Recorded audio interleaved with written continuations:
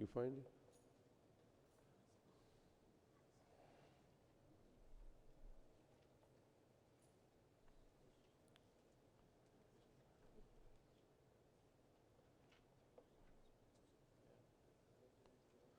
أعوذ بالله من الشيطان الرجيم بسم الله الرحمن الرحيم نحمده ونصلي على رسوله الكريم. Ayah number 29, Surah Al-Tawbah. قاتلوا, fight, الذين, with those people, لا يؤمنون بالله ولا باليوم الآخر, who don't believe in Allah and don't believe in the last day.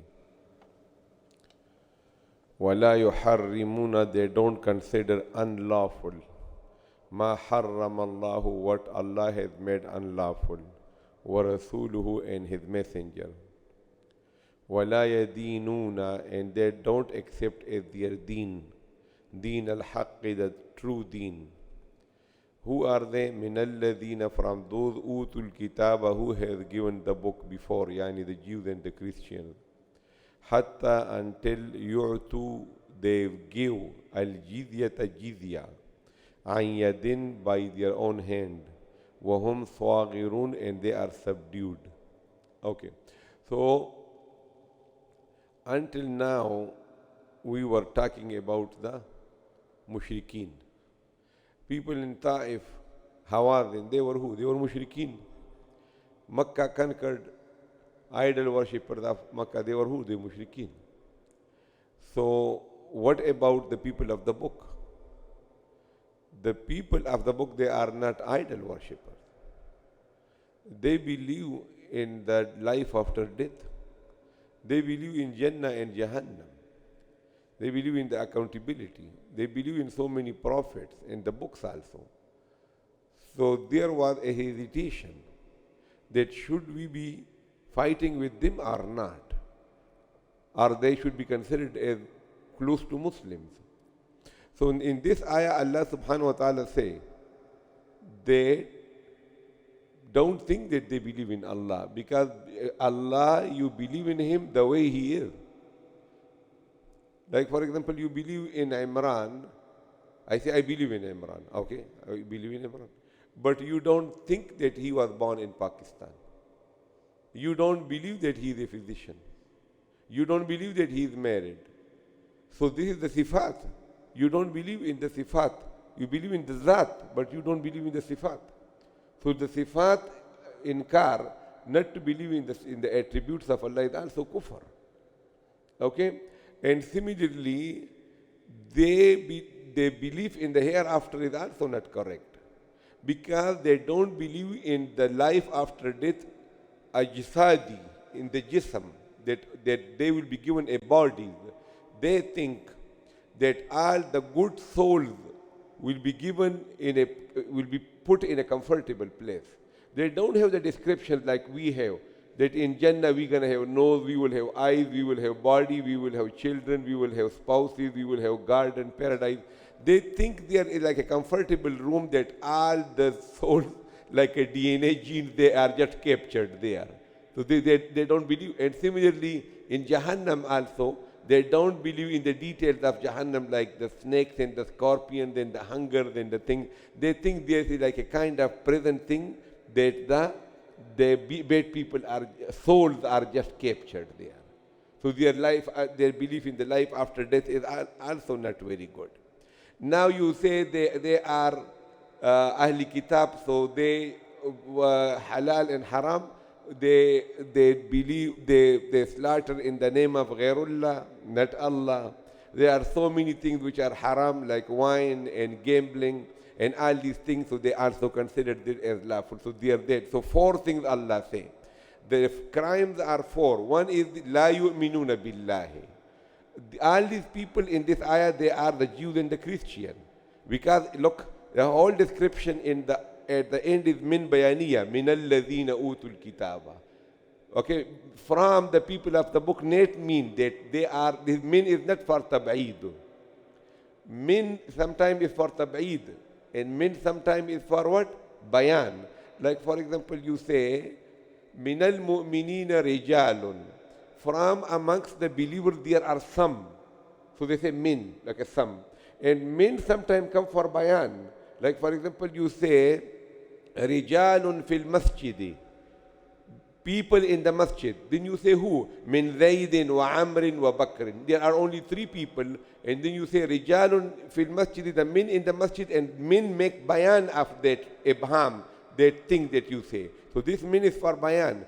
That all these people that we describe who have these 4 drawbacks, they are from who? They are from the people of the book. Which means they are that all the people of the book are like that. So Allah subhanahu wa ta'ala say, Qatilu, fight.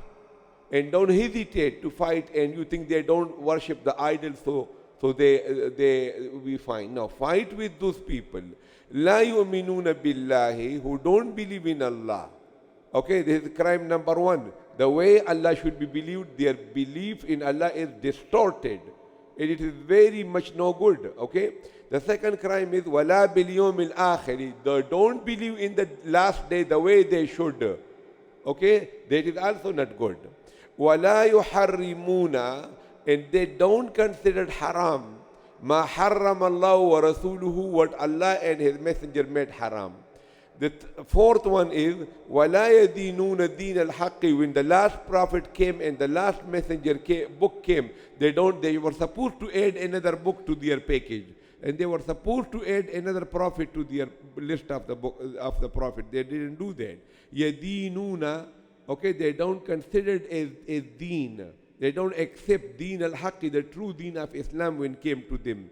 Who are the above people, Ya Allah? Min alladhina. Yani they are those people, utul kitaba, who have been given the book before, yani the Jews and the Christians. So Ya Allah, you say, qatilu, fight with them. So we will be just fighting with them, just go and start fighting? No, don't do that. What you do, when you go to a village where there are Jews and Christians, so first of them you present Islam to them. Okay, if Muslims, so they are what? They are your brothers in Islam. If they say no, we don't want to become Muslim, but we don't want to fight with you either. We're not going to be making any problem in the spreading of your deen. We want to be living peaceful with you in agreement. So that is called musalihat bil jizya. What is jizya? Jizya, the root word is from jaza. And that is, like for example, there is a Muslim state. So in that Muslim state, there are 2 kinds of responsibilities of the Muslim state. First is that they will be do welfare things. They will be building the hospital, they will be building the road, they will be building the places for the orphans, for the widows, all these things, So they are doing welfare, developmental thing they have to do, infrastructure, and the second thing they will take care of the needy people. 2 things. Now, where the fund gonna come? The fund will come from the zakat, from the sadaqat, from the charity, and then they will do. Now you took a village in your country, and they are all Christian. So you tell them give zakat. They are not eligible for zakat. Sadaqatul fitr, they cannot do that. But you cannot discriminate with them that this widow is a Christian, I'm not going to take care of her. This orphan is a Christian, I cannot take care of her. Okay? Or this handicapped person. Or I will not make a road or a hospital in the Christian village. So where the fund going to come? So the fund coming, they say you take jizya from them. So that jizya is a nominal tax. How much it is? Like for example, look, zakat is 2.5%. And sadaqatul fitr, as we say, it is $8. So how much is the jizya? There is no nisab ta'in. There is no fixation of the jizya in Islam. Whatever the amirul waqat, the current ruler think he should give. Like for example, Umar ibn Khattab radiallahu anhu, who did it, and it was like a couple of grams of silver. And that was only from those people who are healthy, young people. There was no jizya from the children, not from the religious leaders, not from the old people, not from the sick people. Okay, and that money was taken from them as a symbolic that they are living under the Islamic State protection. So suppose somebody, the enemy, I take them, flood come, hurricane come, they will be sleeping, and the Muslim soldiers will be protecting them. You know, so they will not cause any trouble in the spreading of Islam in the other places. That's called musalihat bil jizya. Now, that jizya is not like that. That you say, oh, you accept Islam. If they don't accept Islam, you take money from them. That money is not come to our treasury. That money is spent upon them for their own welfare and but that is only symbolic, that they came under the Islamic State. So in some places where the Muslims were unable to protect them, so Sa'ad ibn Abi Waqqas radiallahu anhu, the Umar radiallahu anhu told them that bring all your mujahideen because we need them. So he say, how can, because the mujahideen are busy in taking care of the Christian, that we are collecting jizya from them. So Umar bin Khattab radiallahu anhu say, give your jizya back to them and tell them you take care of your matter by yourself because we cannot take care of you anymore. And those people, the history people write that these people came in the feet of the Muslims and they say, we are living like in Jannah when you came. Before we were not safe and we were oppressed by our own rulers and we were being exploited by our religious leaders. When you came, we really enjoyed how the life is, so please don't go. You understand what I'm saying? The same thing like today. You know, today there is an island and the island is in the ocean. They say, oh, we want to come under America. Yes, they want, you know, because this is a sign of pride to come under the American kingdom. So in the same way, at the time of Sahaba, this was a sign of pride that the people will be coming under the Sahaba because they will be so happy and there will be so many facilities and everything. So much so that the people adopted the language of the Sahaba. Arabic was only in the island of Arabia. Moroccan people, their language was not Arabic. Algerian and Tunisian and all these people, they used to be Berberi and other people. And but the Sahaba, wherever they went, people adopted the culture of the Sahaba and their language and their dress and their food also, because that was a sign of pride at that time.